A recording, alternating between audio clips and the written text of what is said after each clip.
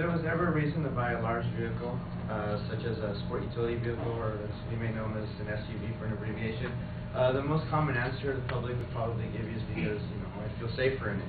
It's larger, so I'd avoid bigger crashes, and it protects me and my family and my passengers.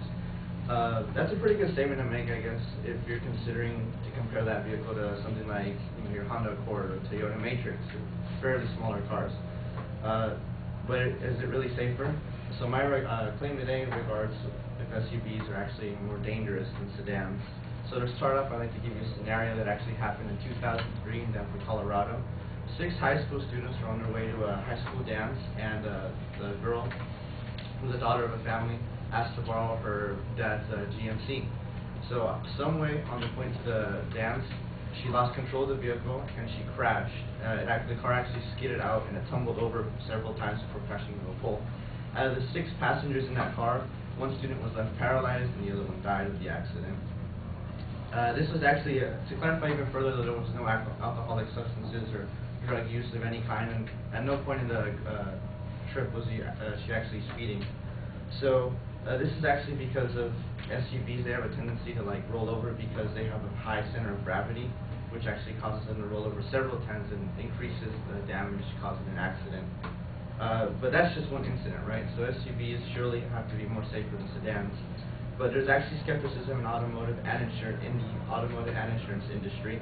Jeffrey Runge, head of the National Highway Traffic Safety Administration, openly confessed in a 2003 conference that SUV drivers are more vulnerable to roll over than sedans, and that's because of the high center of gravity. Gottfried, a mechanic, also agrees that it's clear that SUVs roll over and over and over and over.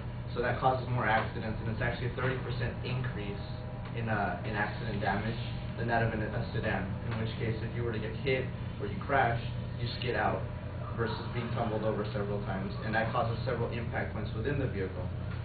However, there are people that still tend to defend SUVs, and so they make the claim, they do well in front crashes, as someone said. Vice President of Ford Motor Company, Sue Stitch, actually defended the SUV and said, they do well in the rear crash safety and front crash safety as well as side crash impacts. But she left something out of that. So factoring in the side impact and the back impact as well as the front impact, she left out the roof of the car, which is something that's pretty notable in an SUV because of its height compared to the sedan.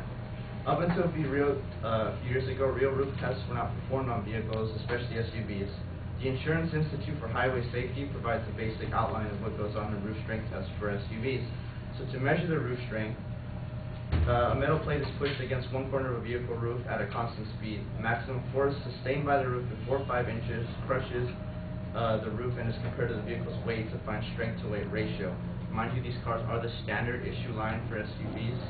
And so, out of the majority of the SUVs that are out online, there's actually a lot of them that are actually really unsafe, and it's typically the 2009 models.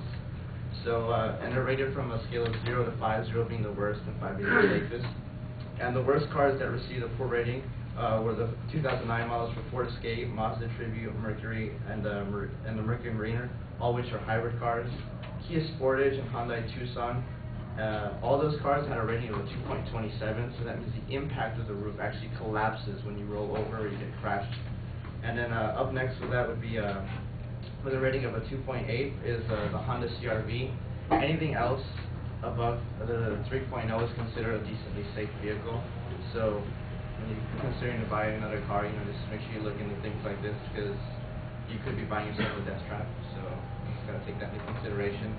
So, with all the statistics and stuff, it's pretty clinically proven, even now, that SUVs are still typically a lot more dangerous to drive than sedans.